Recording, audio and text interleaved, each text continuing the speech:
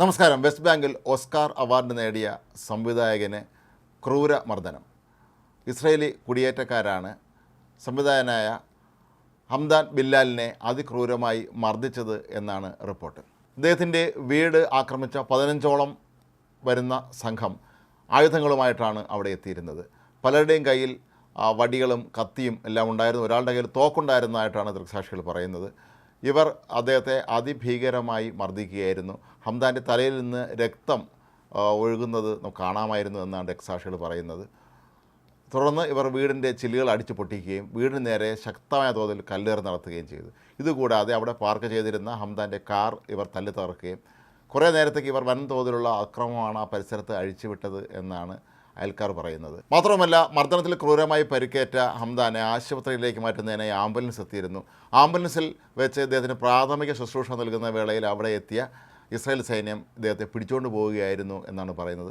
കണ്ണുകൾ മൂടിക്കെട്ടിയതിന് ശേഷമാണ് ഹംദാനെ കൊണ്ടുപോയത് എന്നുള്ളത് കൊണ്ട് തന്നെ എങ്ങോട്ടാണ് കൊണ്ടുപോയത് എന്നുള്ള കാര്യത്തിൽ ഇനിയും യാതൊരു തരത്തിലുള്ള വ്യക്തതയും കൈവന്നിട്ടില്ല.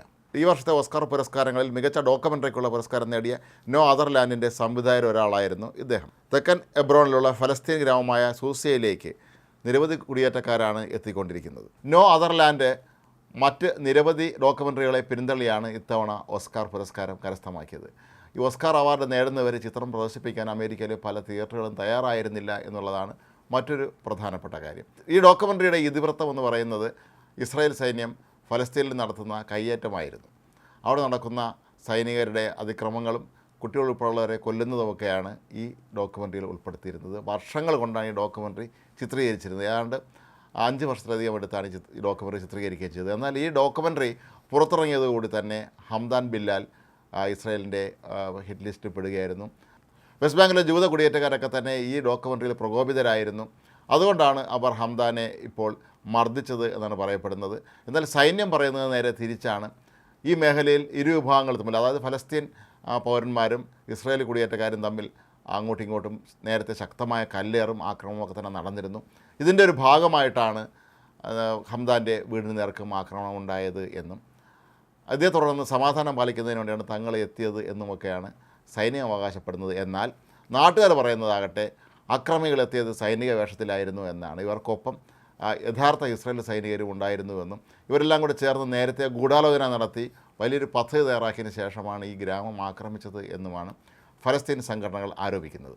ഏതായാലും ക്രൂരമായി മർദ്ദനമേറ്റ ഹംദാൻ്റെ അവസ്ഥ എന്താണ് എന്നുള്ളതിനെക്കുറിച്ച് ഇനിയും ആർക്കും വിവരങ്ങളൊന്നും തന്നെ ലഭിച്ചിട്ടില്ല. എന്നാൽ ഇസ്രായേൽ നേരത്തെ പലതവണ ആരോപണം ഉന്നയിച്ചിരുന്നത് വെസ്റ്റ് ബാങ്കിൽ അവിടുത്തെ ഫലസ്തീൻ പൗരന്മാർ ഇസ്രായേലുകാർക്ക് നേരെ നിരന്തരമായി ആക്രമണം നടത്തുന്നുണ്ടായിരുന്നു എന്നാണ്. അവർ കല്ലേറ് നടത്തുകയും അതുപോലെ വടികളും മറ്റുമൊക്കെ ഉപയോഗിച്ചുകൊണ്ട് അതുവഴി കടന്നു പോകുന്ന ഇസ്രായേൽ പൗരന്മാരെ ക്രൂരമായി ആക്രമിക്കുന്ന പതിവുണ്ടായിരുന്നുവെന്നും ഇപ്പോൾ അതിൻ്റെ സ്വാഭാവികമായൊരു തിരിച്ചടിയാണ് ഉണ്ടായത് എന്നുമാണ് അവർ പറയുന്നത്. എന്നാൽ ആഗോളതലത്തിൽ തന്നെ ഇപ്പോൾ ഹംദാന് നേർക്ക് നടന്ന ഈ ആക്രമണത്തെ പലരും ശക്തമായി അപലപിച്ചിട്ടുണ്ട്. ഫലസ്തീൻ സംഘടനകളൊക്കെ തന്നെ ഇതിനെതിരെ രംഗത്തെത്തിയിട്ടുണ്ട്. ഇത്രയും വലിയൊരു പുരസ്കാരം നേടിയ ഡോക്യുമെൻ്ററിയുടെ സംവിധായകർ ഒരാളായ ഹംദാനെ ഇത്തരത്തിൽ ആക്രമിച്ചത് നേരത്തെ മുൻകൂട്ടി പദ്ധതി തയ്യാറാക്കി തന്നെയാണ് എന്നാണ് ഫലസ്തീൻ സംഘടനകൾ ഇപ്പോൾ ആരോപിക്കുന്നത്. നേരത്തെയും നോ അതർ ലാൻഡ് അന്താരാഷ്ട്ര വേദികളിൽ തിളങ്ങിയിരുന്നു. 2024 ബെർലിൻ അന്താരാഷ്ട്ര ചലച്ചിത്രമേളയിലും ഈ ഡോക്യുമെൻ്ററിക്ക് മികച്ച അംഗീകാരമാണ് ലഭിച്ചിരുന്നത്. ഇതൊക്കെ തന്നെ ഒരുപക്ഷെ ജൂത കുടിയേറ്റക്കാരെ ചൊടിപ്പിച്ചിരിക്കാനാണ് സാധ്യത.